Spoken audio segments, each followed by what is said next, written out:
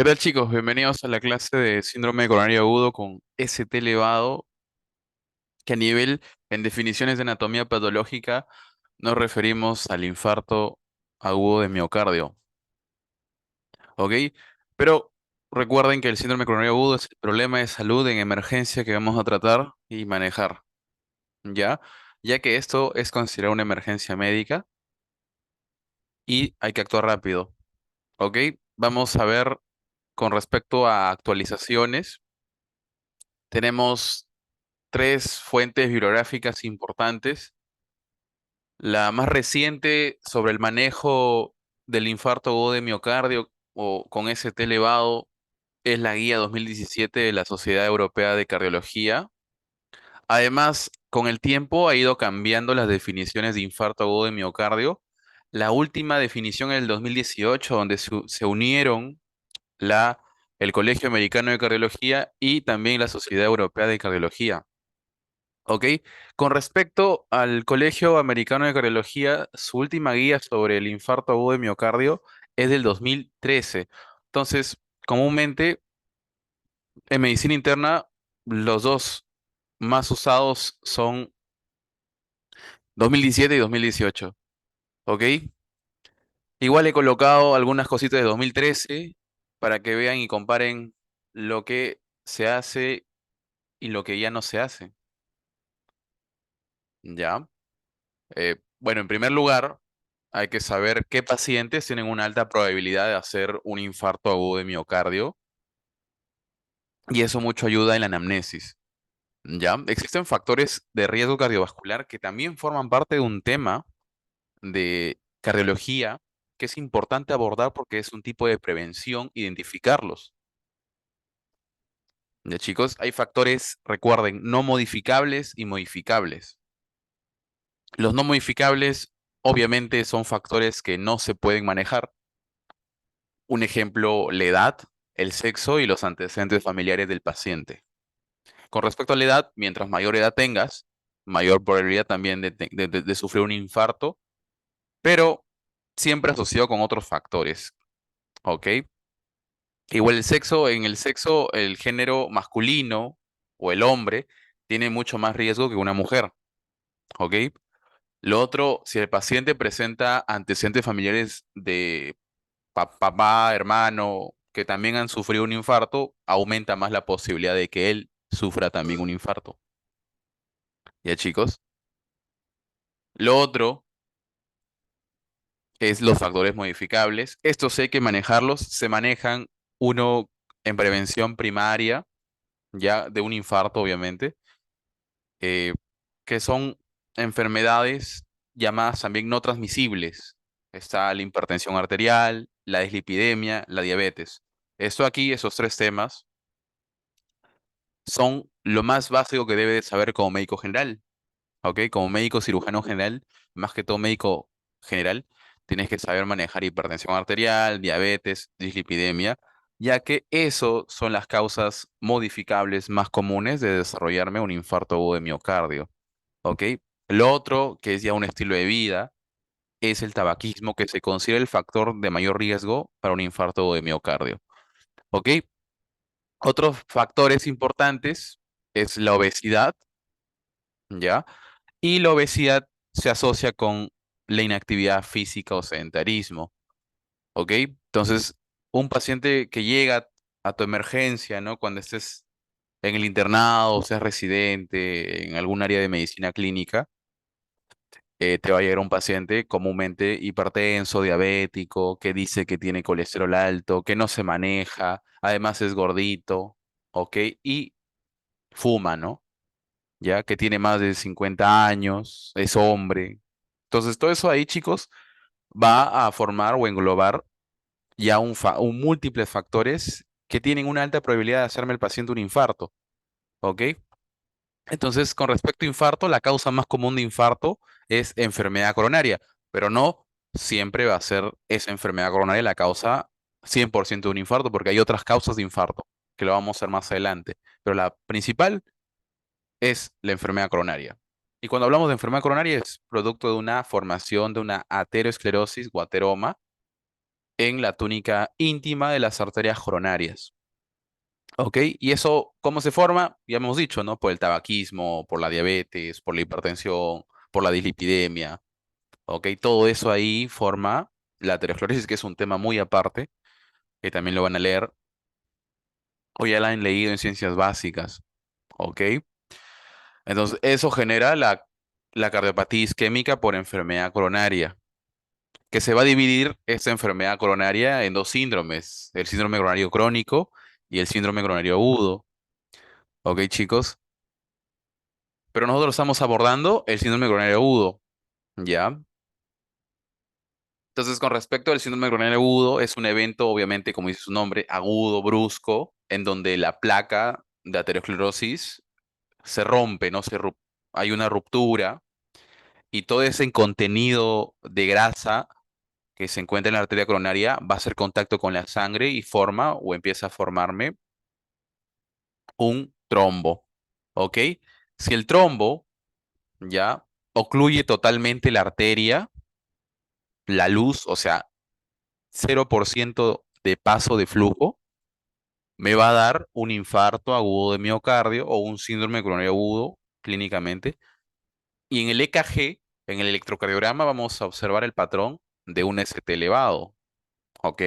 Entonces, fisiopatológicamente, cuando vamos a hablar del síndrome coronario agudo con ST elevado, hablamos de una ruptura de placa como etiología, con la formación de un coágulo sobre la placa o en la luz que ocluye totalmente este, este diámetro de luz y obviamente deja de irrigarme un área de miocardio.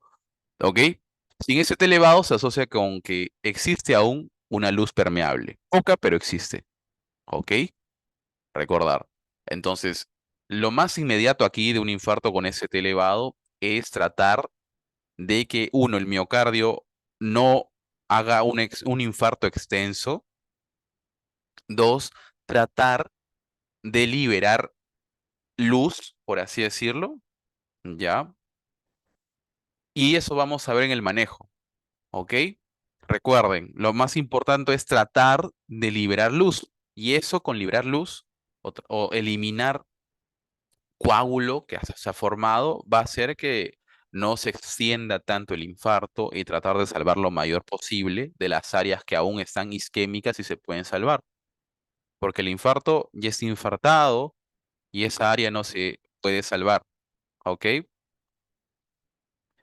Con respecto a las definiciones, como pueden ver, el Colegio Americano fue el primero que empezó a definir desde los años 60, 50, ¿ya?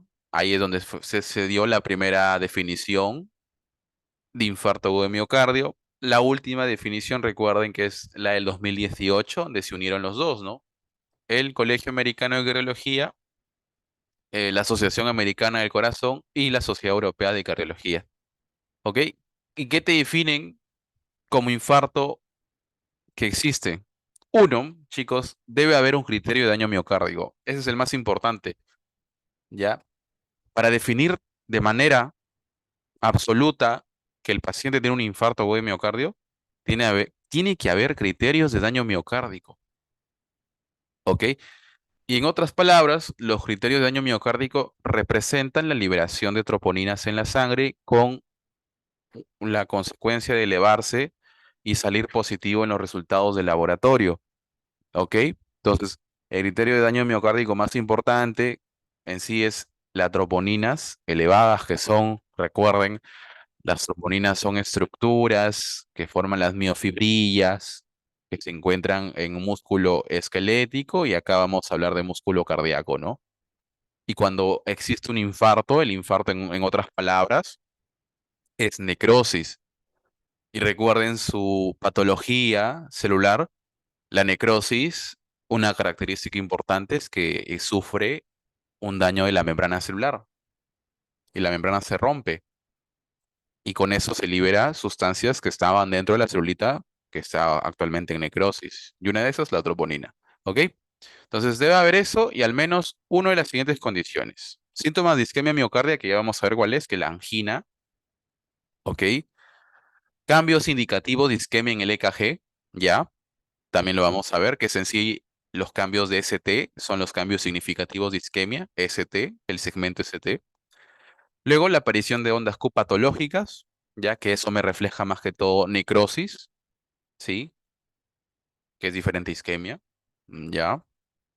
¿Qué más? La evidencia por imagen de que el miocardio está anómalo, ¿sí? No se mueve, no se contrae, y eso se usa más que todo la ecocardiografía, ¿no? Lo más rápido, ¿no? Existen otros diagnósticos por imágenes, ¿sí?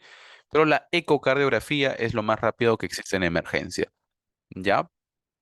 Y lo otro es que si el paciente detectamos un trombo coronario mediante angiografía o si es que fallece, ¿sí? En la autopsia, ¿no? Esos son las condiciones que deben de ir añadidas al criterio de daño miocárdico. Pero el más importante, la troponina, ¿ya, chicos?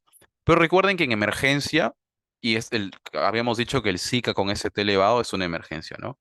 En emergencia, lo que más vamos a ver en el manejo es estabilizar al paciente, tratar de salvar la mayor área posible de isquemia miocárdica y obviamente solicitar troponinas a las 2, 3 horas, porque si el paciente llega a la media hora, a la hora, a las 2 horas, las troponinas no van a tener una elevación importante en comparación a si las tomamos a las 5 o 6 horas, ¿no? Entonces, las troponinas en una emergencia de un Zika no son relevantes.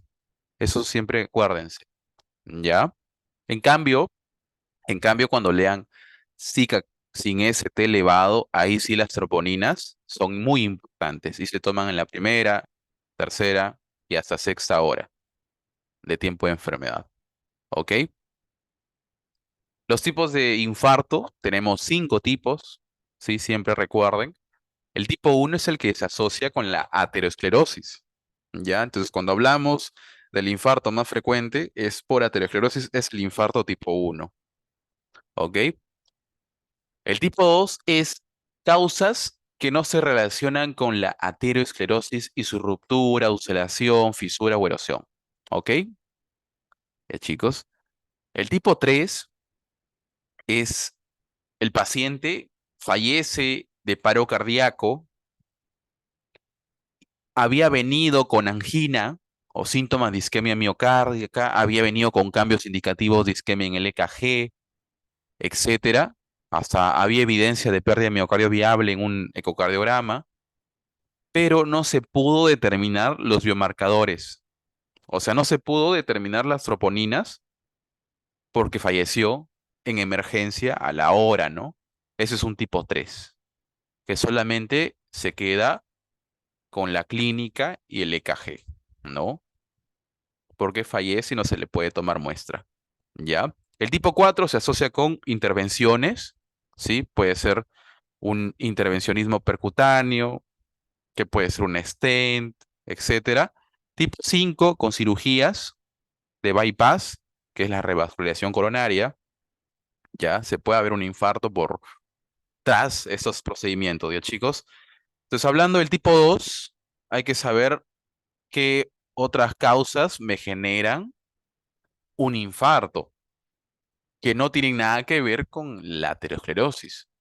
¿Ok, chicos? Entonces ahí tenemos un espasmo coronario, un embolismo coronario de origen, obviamente, extracoronario, que puede venir de otras partes, ¿ya? Una disección coronaria, ¿ok? Arritmias, shock, anemia severa, ¿ok? Me pueden desarrollar mi infarto, chicos. Entonces, recuerden, no todo paciente hay que decir, ok, el infarto tiene que ser sí o sí de aterosclerosis, ¿ya? Se recuerden situaciones como un paciente con anemia severa. No lo manejas, hace síntomas de isquemia miocárdica, posiblemente tenga un infarto. Igual un paciente chocado puede hacer infarto. ¿Ya, chicos? Entonces recuerden, ese es el tipo 2. Entonces, ¿qué hacemos cuando tenemos un paciente con un Zika? con ST elevado, ¿no? Hasta el momento, el ST elevado lo vamos a diagnosticar con el EKG, ¿no? Pero tenemos ya un síndrome coronario agudo. Paciente con síntomas isquémicos miocárdicos. ¿Cuáles son estos síntomas? Uno, paciente va a presentar de manera brusca, ¿ok? Eso es lo agudo, bruscamente. Un dolor retroesternal que varía de bibliografía y de paciente, cómo él lo interpreta. Comúnmente es una sensación de tipo opresiva, ¿ok? Opresiva, ya, que se puede irradiar o no. Puede localizarse solamente retroesternal o se puede irradiar hacia hombros, hacia brazos, hasta cuello, mandíbula, ¿ok? O hasta puede aparecer de manera epigás, en el epigastrio, ¿ya? Lo otro, si es que el paciente ha sido un síndrome coronario crónico conocido por el servicio de cardiología, o sea, ha estado pasando de consulta externas, ¿no? Por su angina crónica, ¿ya? Porque tenía una aterosclerosis ya de varios años y de pronto un momento a otro se le rompe, ¿no? Entonces él dice, ok, es otro episodio de angina, de las crónicas, las estables. Toma su nitroglicerina sublingual y no le calma. Entonces, otra característica es que si es conocido por el servicio de cardiología, ¿ya? Y te dice, ah, sí, tengo siempre esos episodios de angina y he ido al doctor, al cardiólogo, no me ha dado nitroglicerina, bla, bla, bla. Hay que preguntarle si ha tomado y si ha calmado con eso. Si no calma, mucho más razón de puede ser un síndrome coronario agudo. Igual no sea reposo, muchos pacientes también con angina crónica o estable, al hacer esfuerzo físico, desarrollan la angina y luego ellos saben que al colocarse en reposo, esa demanda de oxígeno por el miocardio va a bajar y disminuye la angina, ¿no? Otro punto muy importante es que el infarto agudo de miocardio dura más de media hora teóricamente, ¿sí? Las anginas inestables o estables duran menos de media hora. La angina estable dura 5 a 10 minutos, según la teoría, pero el infarto puede durar 1, 2, 3 horas. El dolor, ¿ok, chicos? Entonces, ¿qué otros síntomas puede haber? Diaforesis, náuseas, vómitos, dificultad para respirar, sensación de muerte, que es ya una crisis de ansiedad, ¿ok? Hasta puede haber síncopes, que son los desmayos o pérdidas de conocimiento transitorias con recuperación espontánea, ¿ok? Entonces, recordar, siempre también es importante saber qué pacientes me hacen una angina atípica. Una angina atípica puede ser una localización epigástrica, ¿ok? Que no se irradia, ¿no? O a veces asintomáticos y hacen infarto.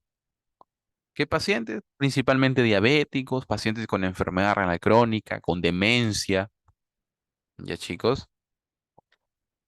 Entonces, ya sabemos cuáles son los síntomas de isquemia miocardio. Entonces, tiene eso mi paciente. Mi paciente puede, uno, sus familiares llamar, porque lo presenta en su casa, llamar al SAMU, algún teléfono de emergencia de alguna ambulancia particular, y ellos lo llevan al hospital, ¿no? O a las clínicas. ¿Ya? Lo otro es que el paciente vaya primero a su posta o que el paciente vaya de frente a un hospital nivel 3 que puede ser acá en nuestra localidad, el Hospital Belén, el regional, etcétera. ¿Ok? Entonces, si es que va a su posta, lo tienen que referir. Si es que va de frente al hospital de mayor complejidad, mucho mejor, ¿no?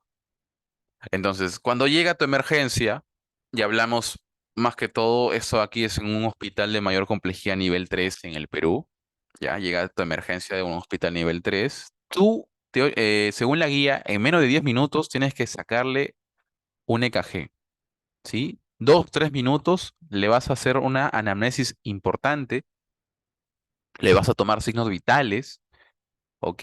Y tú defines, siga nada más como problemas o no, síndrome coronario agudo. No sabes si es ST elevado, sin ST, ¿no? Para eso le tomas el EKG. ¿Ok? Si el EKG me sale cambios indicativos de isquemia, ¿cuáles son? Principalmente, vean el punto A, la imagen A, en un EKG normal no hay onda Q patológica, la onda T está normal y el segmento ST está en cero, ¿no? Isoeléctrico, ¿ok? Luego pasen a la letra B. Cuando el paciente tiene un infarto o empieza a tener la clínica de infarto, en menos de media hora puede observarse una onda T alta, onda T picuda, ¿ok? Vean el tamaño, ¿no? Y ahí se empieza a elevar también el segmento ST. Ya, chicos, recuerden que el segmento ST es este. Se mide principalmente con el punto J. Ya lo vamos a ver más adelante, ¿ok? Entonces, el punto J estaba ahí, ahora está aquí. Esa es una elevación. Entonces, luego tenemos la elevación del ST, recuerden que es convexa en comparación con la onda R, ¿no? Convexa hacia arriba. Y esa es la clásica, el signo indicativo de isquemia que vamos a observar en los pacientes de emergencia, en la fase aguda. ¿Ok? Si el paciente ya llega a las más de las 12 horas, vamos a ver que el ST está bajando, que la onda T ahora es negativa. Y si sigue pasando el tiempo, ¿no? Al paciente se le va a quedar una onda Q patológica. ¿Ok? Entonces, un paciente con antecedente de infarto se va a quedar tatuado en su EKG una onda Q patológica. ¿Ya? La onda T normal, ST isoeléctrico, pero la onda Q patológica nos va a indicar que el paciente ha tenido un infarto que él conoce o desconoce. ¿Ok? Pero como hablamos de algo agudo, nos vamos a quedar con esto. Recuerden este EKG. ¿Ok? Recuerden siempre hacer un EKG de 12 derivaciones, no hacer un EKG con tu celular, con aplicaciones, ¿no? Con un Apple Watch. No, tiene que ser un EKG de 12 derivaciones. Desde que llegó a emergencia, máximo 10 minutitos. ¿Ok? Lo otro, ¿cómo sacar y saber que el ST está elevado? Recuerden, uno puede ser, ¿ya? Verificar dónde está el punto J, ¿sí? Y el criterio universal de elevación de ST te dice que el punto J, ya chicos, va a estar elevado, ya, más de 1 milímetro, o sea, más de un cuadradito, ¿sí? En más de dos derivaciones contiguas. ¿Qué quiere decir derivaciones contiguas? Son derivaciones, ya chicos, estas, ¿ya? Para localizar un infarto existen varias regiones y cada región está con derivaciones de tu EKG. Si tu ST elevado, según los criterios anteriores, sale en B3, B4, hablamos de un posible infarto anterior, ¿ok? Si sale en B1, B2, posible infarto septal. Igual B5, B6, lateral, D1 a BL, lateral. En inferior, de 2 de 3 y hasta ABF, ¿no? Pero mínimo 2. 2, ya chicos, si sale uno, no se considera un infarto, ¿ok? Ya chicos. Entonces, recuerden, elevación de CT en el punto J en dos o más derivaciones de la misma región, ¿no? Ya chicos. Entonces, ¿para qué me sirve el EKG? Uno, para decir si es ST elevado o sin ST elevado. Dos, localizar el infarto porque así vamos a ayudar cuando realicemos la coronografía o la intervención coronaria percutánea, ¿sí? Porque sabemos qué arteria posiblemente esté, obstruida por la región infartada, ¿ya chicos? Entonces, como pueden ver aquí, tenemos un ejemplo, ¿no? Viene un paciente, le sacamos EKG y vemos que en B1, elevación, B2, elevación, ¿no? Elevación de CT en B1 y B2, ¿ya? Ondas T picudas en otras áreas, pero tenemos la elevación de CTs en B1 y B2. Ahí vamos a observar que tenemos un infarto agudo septal, ¿ya?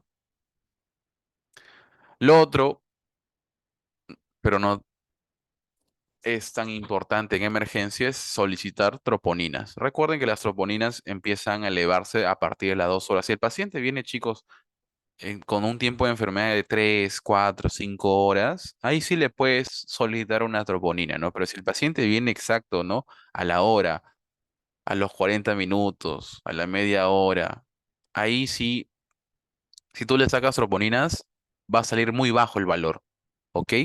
Entonces, ese es un punto importante, ¿ya? Entonces, con respecto al manejo inicial, ya llegó tu paciente, le tomaste un EKG, tenemos un SIGA con ST elevado, con posible infarto en tal región y una obstrucción posible en tal arteria, ¿ok? Cuando llega, lo que vas a hacer, si el paciente tú lo saturas, habíamos dicho que viene, le haces una anamnesis rápida, le tomas signos vitales y en las signos vitales le tomas un pulsímetro, satura menos de 90, ya chicos. Si mi paciente satura menos de 90, ahí recién se le puede administrar oxígeno, ¿ok? Olvídense del famoso MONAC, ¿ya? El MONAC ya no se utiliza, ¿ok? O sea, no a todo paciente que viene con síntomas de isquemia, etcétera, sin importar la saturación le voy a meter oxígeno, ¿no? Solamente vamos a indicar oxígeno suplementario a pacientes con saturación menos de 90, ¿ok? O sea, en otros términos, pacientes que tienen insuficiencia respiratoria. Eso es lo que cambió del 2017, 90. 2012, la guía 2012 de infarto de la Sociedad Europea te decía 95. Y algunos se han quedado así, ¿no? Pero recuerden, actualícense. Menos 90, administrar oxígeno. Y si vamos a al Colegio Americano de Cardiología, en su guía 2013, también te decía, ¿no? Que el oxígeno hay que administrarlo si es que uno tiene clínica de hipoxemia o estás durando menos de 90. ¿Ok?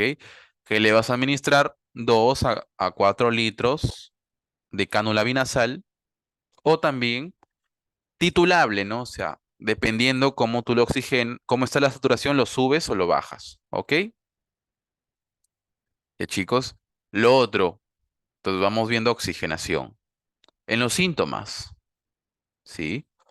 Si el paciente ya no se alivia el dolor con lo que vamos a ver, un ejemplo, nitroglicerina para su dolor anginoso, ¿ok? ¿Qué le damos? Le vamos a dar 0,4 miligramos sublinguales cada 5 minutos, máximo 3 dosis, ¿ok? Y siempre vigilar la presión arterial, ¿ya? Entonces, nitroglicerina, 0,4 miligramos sublingual cada 5 minutos, máximo 3 dosis. O sea, en otras palabras, si tú a los 15 minutos ya le has dado 3 tabletitas de 0,4, para, ¿ok? Si es que persiste el dolor, si es que persiste el dolor, le vas a agregar, ¿sí? O se puede considerar la administración de un opiáceo. ¿Qué opiáceo? La morfina, ¿ok? La dosis de 4 a 8 miligramos endovenoso, ¿sí? Recuerden, ¿ya? Entonces, la morfina no le vas a añadir de manera inmediata, sino siempre y cuando no surja un alivio del dolor con nitratos, ¿ok?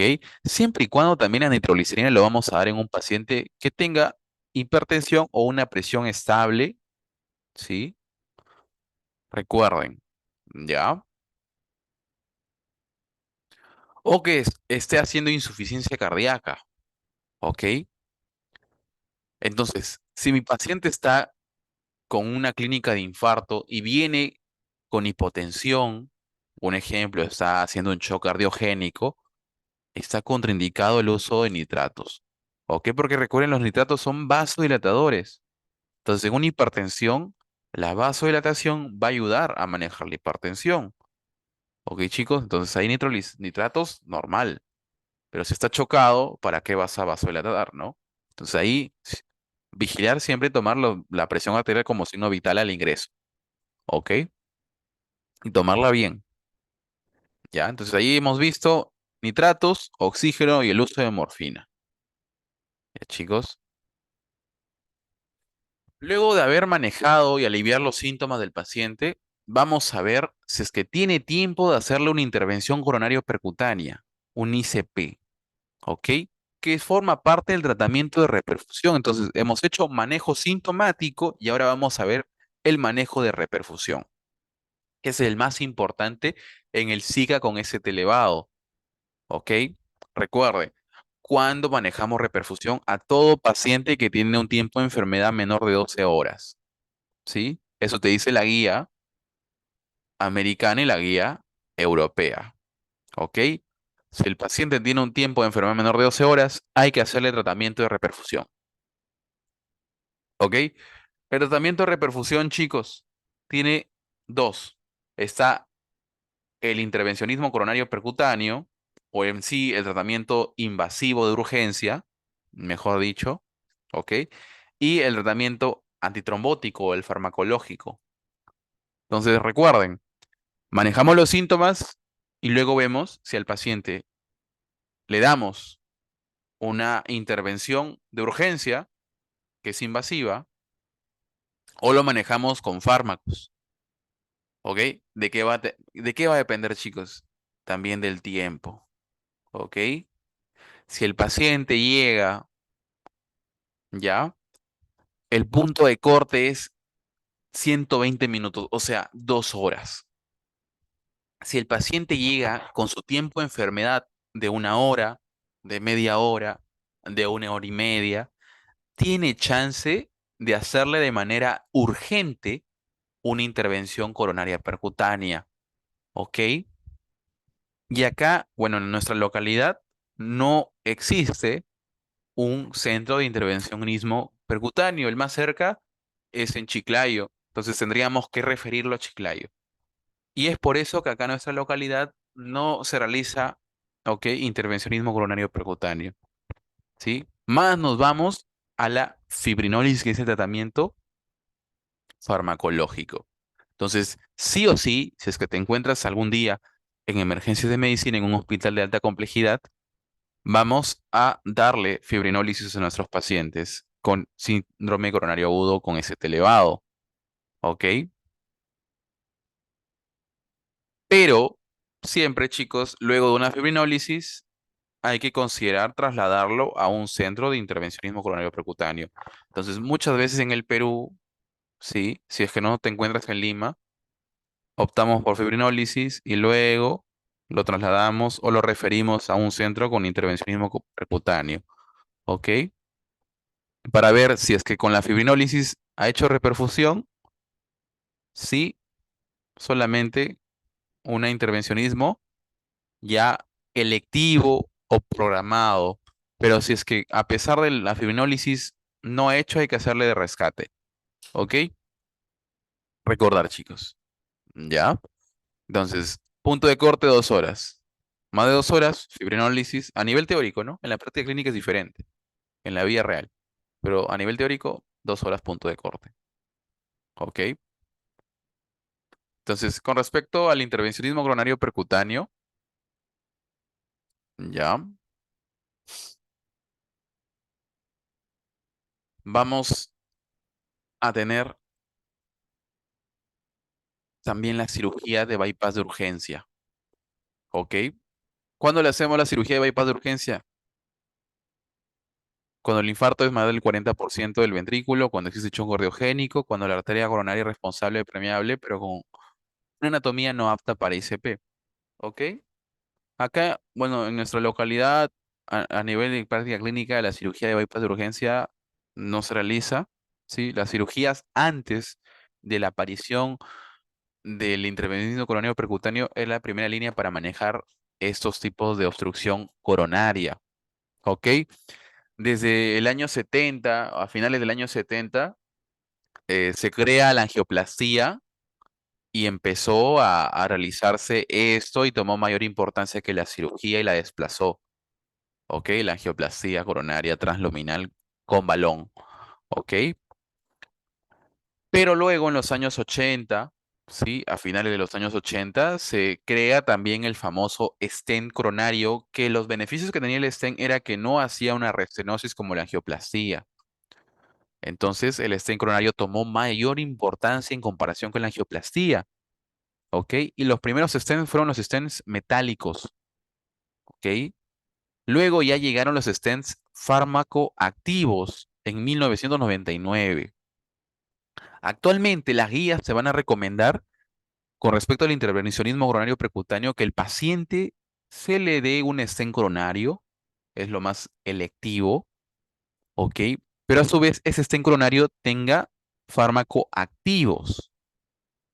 Y actualmente, ¿no? Es de segunda generación ya, pero no sabemos cuándo llegará al Perú, ¿ok? Sí existen stents, pero comúnmente usamos acá en el Perú stents metálicos, ¿ok?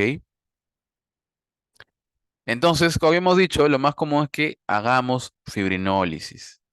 Entonces, con respecto a fibrinólisis, hay que saber un poco o recordar la fisiología de la hemostasia. La hemostasia, cuando recuerden, se forma el coágulo en sí, ¿no? Ese es el objetivo, formar un coágulo y luego degradarlo. Entonces, aquí tenemos la fase vascular, que la vasoconstricción es la primera etapa de la hemostasia. Luego, cuando recuerden siempre cuando hay una lesión en el vaso, ¿no? ¿Ya? Segundo, la fase plaquetaria de la agregación plaquetaria. Ahí es donde vamos a actuar a nivel farmacológico. ¿Ok, chicos? Ahí actuamos también. ¿Ok? En la agregación plaquetaria. ¿Ya? Tres, fase de coagulación. Ahí también vamos a actuar. ¿Ya, chicos? Ahí vamos a actuar. Y lo otro también donde vamos a actuar es en la fibrinólisis. Vamos a potenciar la fibrinólisis. ¿Ya? Porque recuerden, en el SIGA con ese elevado, ¿cómo está tu vaso? Está así, un coágulo que ha obstruido toda la luz. Entonces, ¿tú qué quieres hacer? Uno, que no se formen más coágulos por las plaquetas, pones un fármaco antiplaquetario. Dos, que no se formen más factores de coagulación, pones un fármaco anticoagulante. Y tres, quieres romper o lisar, ¿ya? Este coágulo, pones un fármaco fibrinolítico. Entonces, esos tres son los tres pilares a nivel farmacológico. Obviamente vas a usar un fibrinolítico, vas a usar un antiplaquetario y vas a usar un anticoagulante. Es el trío para manejar de manera farmacológica un infarto agudo de miocardio. ¿Ok? Entonces, ese antiagregante y anticoagulante van a ser coadyuvantes, porque el manejo principal es el manejo de reperfusión, que puede ser por el intervencionismo coronario percutáneo o puede ser por la fibrinólisis. ¿Ya? Si hablamos del intervencionismo coronario percutáneo, vamos a añadirle un antiagregante o antiplaquetario antiagregante y un anticoagulante, ¿ok? Dentro de los antiplaquetarios, ya chicos, comúnmente usamos dos, ¿sí? As- Ácido acetil salicílico de la marca aspirina, ¿ok? Recuerden, la dosis de carga es 300 miligramos por vía oral. Nunca se olviden, 300 miligramos por vía oral de aspirina o ácido acetil salicílico. Y luego, el segundo antiagregante es un inhibidor, ¿ok? De este receptor, de la P2Y12, ¿sí? Entonces, dentro de los antiplaquetarios, esto de aquí es la plaqueta, ¿no? Todo lo que está de rosadito. La plaqueta tiene dos receptores, el receptor de tromboxano, el TXA2R, y el receptor de adenosina, que es la P2Y12. Entonces, nosotros vamos a inhibir estos dos, vamos a bloquearlos. ¿Por qué? Porque el tromboxano y la adenosina lo que hacen es agregación plaquetaria, promueven la agregación. Yo no quiero que se formen más coágulos dentro de mi luz. Entonces, vamos a inhibir eso. Acá, la aspirina o ácido acetil salicílico va a inhibir al receptor de tromboxano y los inhibidores de la P2Y12 pueden ser clopidogrel, prasugrel o tiagrelor. De elección, chicos, ¿cuáles son? El prasugrel y el ticagrelor. ¿Para quiénes son de elección? Si al paciente tú le vas a hacer un intervencionismo coronario percutáneo, administrale aspirina más prasugrel o ticagrelor. Cualquiera de estos, pero uno, más la aspirina. ¿Ok? Con respecto a antiplaquetarios. En anticoagulación, tenemos dos anticoagulantes muy conocidos, la heparina no fraccionada y la enoxaparina. En esta anticoagulación parenteral, vamos a administrarle si el paciente va a realizarse un intervencionismo coronario percutáneo, una heparina no fraccionada. ¿Ok? Con respecto al tratamiento fibrinolítico, habíamos dicho que vamos a actuar en la fase plaquetaria, en la fase de coagulación y en la fibrinólisis. Y con respecto a fibrinólisis, vamos a actuar principalmente en el activador del plasminógeno. Van a existir fármacos que activan o estimulan, mejor dicho, al activador del plasminógeno. Entonces, cuando tú estimulas al activador del plasminógeno, vas a formar plasminógeno, vas a formar plasmina y la plasmina va a ir y como tijerita, ¿no? Va a cortar a estos, a la fibrina.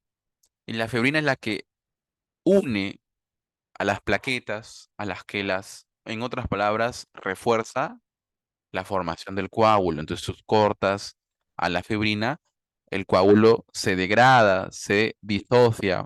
Esta es una imagen muy importante, ¿no? Acá pueden ver todo lo que ven como una red de telarañas en la fibrina. Entonces, la plasmina lo que va a hacer es degradar y va a liberar el coágulo. Y así podemos tratar de salvar con esa liberación, hacer que haya flujo y no se extienda la necrosis. ¿Ok? ¿Qué agentes fibrinolíticos tenemos? Tenecteplas, Reteplas, Alteplas. Esos son los actualmente recomendados. El primero, a nivel histórico, la estreptoquinasa. ¿Ok? Ese fue el primer fibrinolítico que se usaba, pero dejó de usarse porque era muy antigénico, ¿ok? ¿Qué quiere decir antigénico? Que generaba mucha reacción alérgica, ¿ok? La estreptoquinasa, ¿ya? Entonces actualmente está contraindicada, ya no se usa, no se ve usar. En el Perú aún existen estreptoquinasas en ampollitas, pero el más recomendado actualmente, ya chicos, es el Tenecteplas, ¿ok? El Tenecteplas.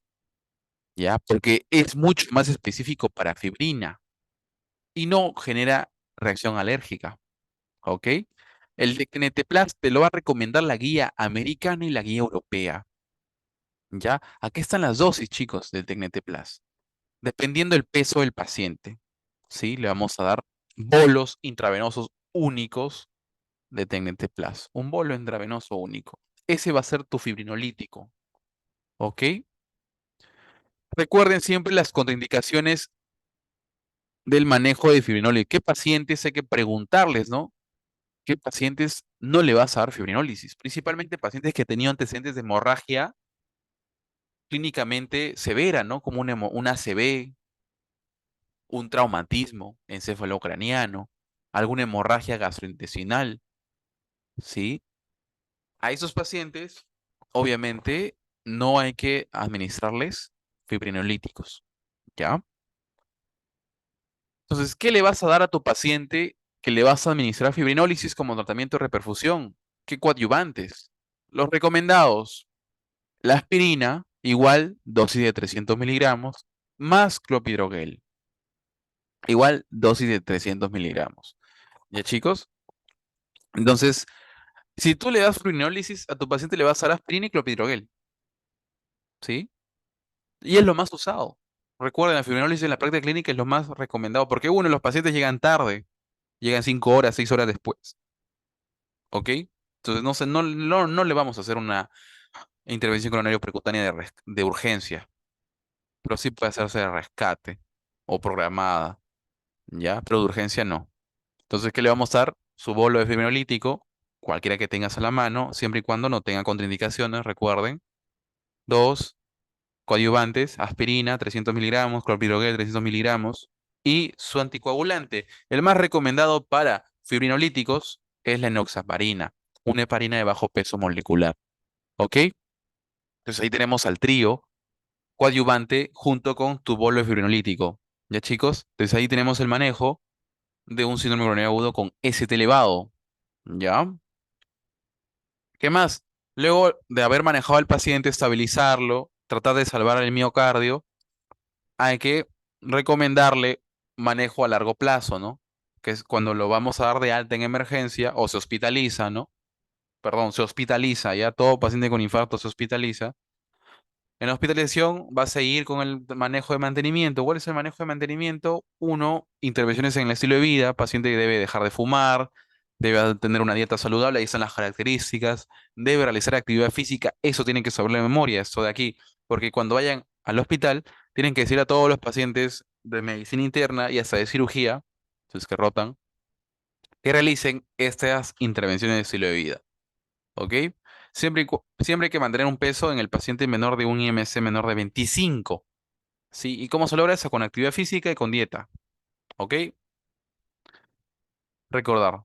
¿Ya? Siempre recomendar estas intervenciones que en otras palabras van a puntualizar en los factores modificables de riesgo cardiovascular. Lo otro es el manejo a largo plazo, ¿no? Vamos a seguir dándole ácido acetil salicílico por toda su vida. Ya chicos, 100 miligramos vía oral cada 24 horas, todos los días. Ya, paciente con ya diagnóstico de infarto, le vamos a dar aspirina, 100 miligramos todos los días. ¿Ok? Luego, si el paciente le hemos dado fibrinólisis, que siga tomando su clopidogrel. ¿Cuál es el manejo de mantenimiento? Una pastillita 75 miligramos vía oral una vez al día, todos los días por el resto de su vida. ¿Ok? Si el paciente ha hecho una ICP, o sea, le hemos intervenido ya le hemos hecho un intervencionismo o un stent ya, le hemos hecho un stent, le vamos a dar aspirina más prasugrel o ticagrelor, ¿no? Cualquiera de esos dos. Manejo de mantenimiento, ahí está para cada uno. ¿Ya, chicos? Entonces, recordar, ¿ya? Comúnmente eso lo realizamos, este manejo dual, ¿sí? Lo manejamos, esa duoterapia de antiagregantes, por 12 meses y luego evaluamos. Si es que tiene riesgo hemorrágico, si es que existe alguna contraindicación para algún fármaco, ¿ok? Porque puede quedarse solo con la aspirina luego de los 12 meses, ¿ya? Pero básicos, aspirina más su clopidogrel en la práctica clínica porque hacemos mucho más fibrinólisis que intervencionismo coronario percutáneo, ¿ok? Entonces recordar, ¿qué más? Manejar obviamente la dislipidemia, chicos. ¿Qué vamos a agregarle al paciente? Desde que ingresa le vamos a añadir atorvastatina, ¿ya? Recuerden, la dosis de carga de atorvastatina es 80 miligramos. ¿Ya, chicos? O sea, paciente que llegue a emergencia le va a dar su bolo fibrinolítico, si es que llega a tiempo, recuerden 2 horas antes, su ICP o si ya llega después fibrinolítico, el clopidogrel, la aspirina y además la atorvastatina de 80 miligramos. Recuerden. Luego, manejo de mantenimiento, esa atorvastatina que puede ser de 20 o de 40, dependiendo lo que te salga en tu perfil renal, perdón, perfil lipídico, tú vas a ajustar la dosis. Pero comúnmente se usa una atorvastatina de 40 para pacientes infartados. ¿Ok? Entonces, así maneja la dislipidemia. ¿Ya, chicos? Lo otro hay que saber las complicaciones. Hay complicaciones agudas que pueden llegarse a hacer que el paciente se muera en emergencia. Y luego las complicaciones crónicas, que lo vas a ver luego ya en consulta externa al paciente posinfarto. ¿Ok? En agudas, un paciente puede llegar a emergencia con un síntoma de isquemia, con toda la clínica de infarto, además su ST elevado, pero además se está añadiendo clínica de insuficiencia cardíaca aguda. ¿Cuál? Esa, ¿no? Empieza a presentar dificultad respiratoria, tiene crepitantes, hay un tercer ruido a nivel cardíaco, existe injuntación yugular, está con edemas en miembros inferiores. Entonces me está haciendo de manera aguda una insuficiencia cardíaca, ¿ok? Y la insuficiencia cardíaca aguda, complicaciones, el edema agudo de pulmón y el choque cardiogénico, que son temas muy aparte, ¿ok? Pero sepan las complicaciones agudas. Lo otro, lo que más causa muerte en el paciente, la formación o desencadenamiento de arritmias, y principalmente arritmias ventriculares. ¿Cuál es la arritmia del paro? Las arritmias del paro son la taquicardia ventricular y la fibrilación ventricular, muy común en pacientes infartados de gran extensión, ¿ok? Otro, muy infrecuente, ¿no? La tromboembolia, ¿ok? La cardioembolia, o sea, el trombo se forma en el ventrículo, producto de un infarto, y luego se extiende o se disemina en forma de émbolo, ¿ok? A nivel de causas mecánicas, ¿sí? Está la ruptura o ruptura de la pared libre del corazón. O sea, el corazón, el infarto es tan extenso que se rompe la pared muscular y toda la sangre del ventrículo empieza a llenar el espacio pericárdico. Y el espacio pericárdico se llena de sangre de manera aguda y me produce un taponamiento cardíaco. Y siempre recuerden la triada de Beck: insculcación yugular, ruidos cardíacos abolidos y hipotensión con shock cardiogénico. Perdón, con shock, ¿ok? Eso es taponamiento cardíaco. ¿Ya? ¿Qué más? Ruptura septal del ventrículo. Si tienes un infarto extenso en el tabique ventricular, puede haber una ruptura y formarse una comunicación interventricular adquirida por el infarto. ¿Y qué produce? Que el flujo se mezcle, que los dos ventrículos empiecen a mezclar sus volúmenes. Y esa mezcla que pasa por ese agujero, que es el agujero que se ha formado por la ruptura, me puede dar un soplo cardíaco. ¿Ok? Lo otro, que los músculos papilares, recuerden, también se infarten, ¿ya? Y se rompan producto del infarto de esa área. Y la válvula obviamente ya no se cierre bien, ¿no? Me produjo una insuficiencia mitral aguda, que es lo más común de valvulopatía post un infarto. Y recuerden, en insuficiencia mitral hay que tener el soplo, no el soplo pansistólico, ya en el foco mitral que se irradia la axila, ¿no? En las crónicas tenemos la insuficiencia mitral, la pericarditis, que es muy infrecuente actualmente gracias al tratamiento oportuno. El aneurisma de ventrículo izquierdo, ya también muy infrecuente. Lo más común, chicos, es que un paciente infartado que no se maneje bien luego del infarto realice una insuficiencia cardíaca crónica, ¿ya? Y los pacientes infartados hacen cardiomegalia, ¿ok? Y insuficiencia cardíaca crónica, con un FEBI reducido, ¿ok? Menos de 40%, ¿ya? Para terminar, hay que saber siempre la clasificación de Killip y Kimball. Es una clasificación clásica, más que todo para determinar el grado de falla de la bomba o la falla cardíaca en sí aguda. ¿Ok? Te puede pronosticar la mortalidad del paciente, ¿no? Y el porcentaje de infarto del músculo. Clase uno es un infarto que no tiene, solamente es un infarto, 5% de mortalidad, menos del 10% de la pared dañada. Clase 2 es una insuficiencia cardíaca aguda, o sea, un infarto que ha complicado una insuficiencia cardíaca aguda, 10% de mortalidad, menos del 25% del porcentaje de pared infartada. Lo otro es que no es un paciente con infarto, con insuficiencia cardíaca aguda, que está realizándome un edema agudo de pulmón, o sea, el paciente está con crepitantes en ambos campos, en todos los tercios, está con dificultad respiratoria en reposo, ¿ok? Está saturando menos de 90, o sea, me está haciendo una insuficiencia respiratoria. En la placa o radiografía de tórax se ve todo el pulmón con condensaciones y eso se conoce como edema agudo de pulmón. 40% de mortalidad, más del 25% de la pared infartada. Y el otro, paciente que llega con shock cardiogénico, ¿sí? Hipotenso, chocado, ha tenido clínica de infarto, ok, EKG con cambios indicativos de CT. Ok, paciente ya inconsciente, con llenado capilar mayor de 2 segundos, extremidades frías, menos de 90, 60 de presión. Eso es en una clínica de shock cardiogénico. Ok, 90% de pacientes va a fallecer, si es que viene así, en los próximos 30 días. Y nos refleja más del 40% de infarto en la pared. Ok, espero que esta clase les haya servido para poder guiar a nivel teórico cómo estudiar infarto. ¿Sí? Y que no leer de más, porque en los libros, como los libros de medicina interna, algunos están desactualizados, ¿no? Entonces, lo recomendable es leer de guías para cardiología. ¿Ok? Gracias. Nos vemos en otra clase.